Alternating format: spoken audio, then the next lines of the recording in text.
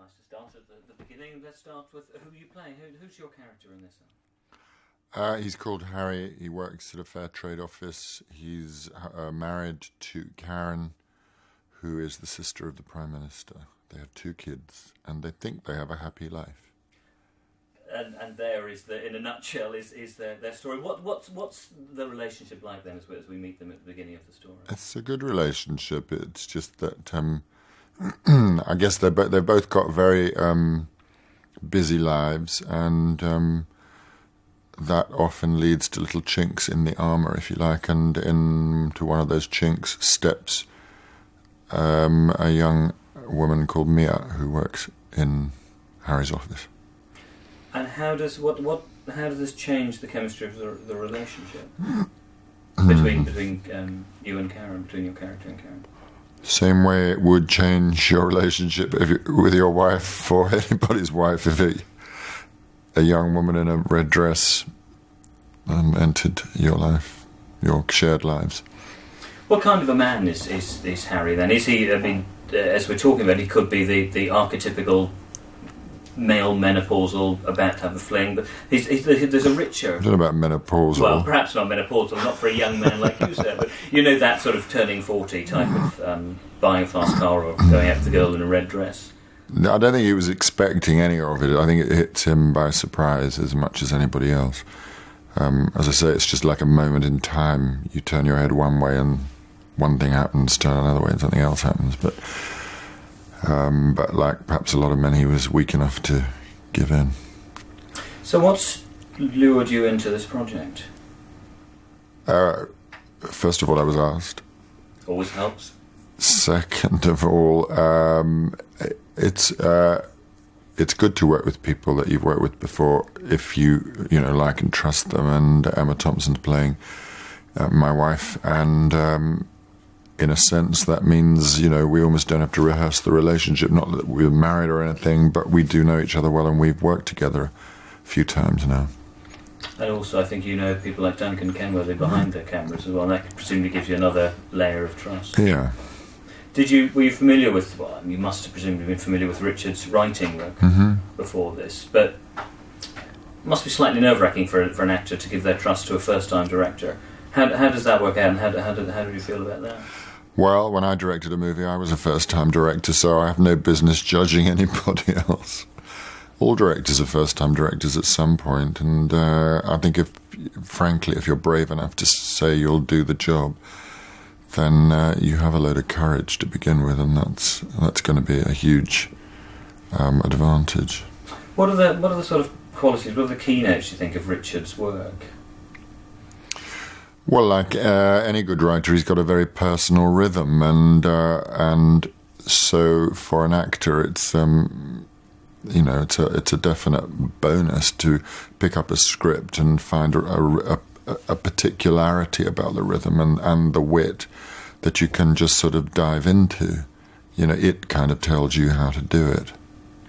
Richard's writings, of course, we know funny, but there are different levels of comedy within the story. Where does Harry's come? Is yours an out-and-out laugh fest? Obviously not, but where does the comedy come from in your relationships? Well, the comedy will come from people recognising their own relationships in it, I guess, and perhaps particularly the relationship that Karen and Harry have with their children. They've got a difficult oldest son who gives them a few problems. But so it'll be laughter of recognition rather than particularly laughter of gags. It's a strange project for all of you in that you all have these completely self-contained stories, and yet it's part of a bigger thing. How does that feel, sort of coming in and out? Well, it's quite nice to hand over the responsibility to the editor, I think. I just saw him, actually. Good luck. Because it's going to be an interesting job putting the thing together. But does it feel... It was interesting, I talked to... The first interview I did on this was Colin Firth, who'd literally just come back from France. As you know, they shot the first one. And in a sense, he was lucky. He did almost his entire story. So he felt like, who are all these people and why are they in my movie? But do you feel that same thing if it's your story and there are these other, well-known faces popping in, or does it feel like a coherent whole? No, I think one's very, because I've read the whole script, I'm very aware of what the other stories are. I think the good thing is that each of the particular tales that you follow and the relationship that you follow have very different colours and textures, if you like. So you just got to land accurately on your own and stay with that. As the title rather hints, the whole film is about love, and there are so many different types of love. What kinds of types of love do we see in the stories that you're involved in? It's about long-lasting love, and it's about the laziness that can come from that, and the regretfulness, and the truth of that love, and the need of it, and the way it can, something as powerful as that can be casually damaged if you're not careful. As you say, Emma is an old friend and an old working colleague now, and I've been watching you on set, and unfortunately every time I see her she's showing me her added fat bits of the thigh, so I haven't really been able to observe her performance as much as I would like to. But how's that working out between the two of you? How's that working relationship this time around?